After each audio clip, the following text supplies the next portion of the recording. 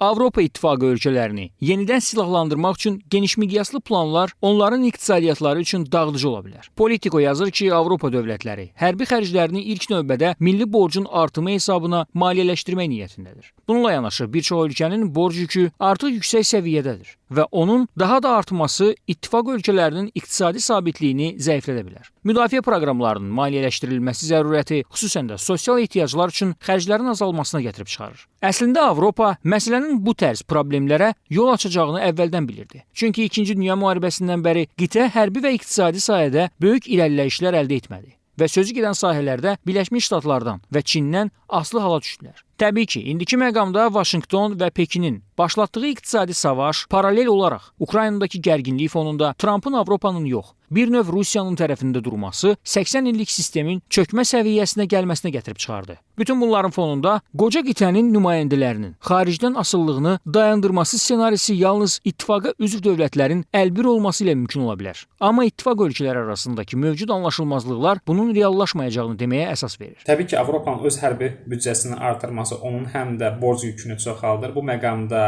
Birləşmiş Ştatların hazırki administrasiyası Avropa Birliyinə daha çox dəstək durmaq niyyətində deyil. Həm hərbi, həm də maliyyə sahəsində. Görünən odur ki, Avropanı daha çətin günlər gözləyir.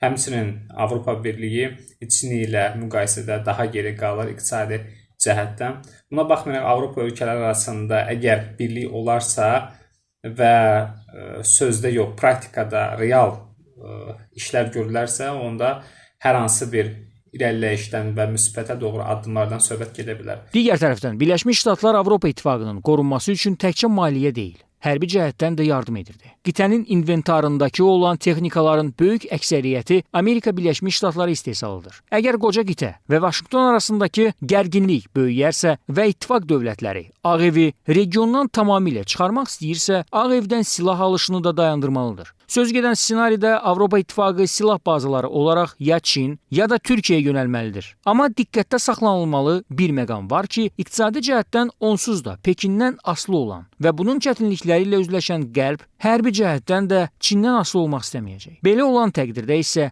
yeganə alternativ Ankaradır. Hətta yaxın tarixlərdə olan görüşlərin bir çoxunda Türkiyənin əsas iştirakçı olması, Polşa, Almaniya, İtaliya və bir çox ittifaq dövlətlərinin indidən Ankara ilə hərbi əlaqələr qurmaq istəməsi də bunu bir daha sübut edir. Bununla belə, uzun illər Türkiyənin zəif istəklərini göz ardı edən Avropa İttifaqı indiki məqamda Ankaranın böyük siyasi planları ilə razılaşmaq məcburiyyətində qalacaq. Avrupa Birliği'nin hem ekonomik olarak hem de savunma sanayindeki açığını karşılayacak tek ülke Türkiye.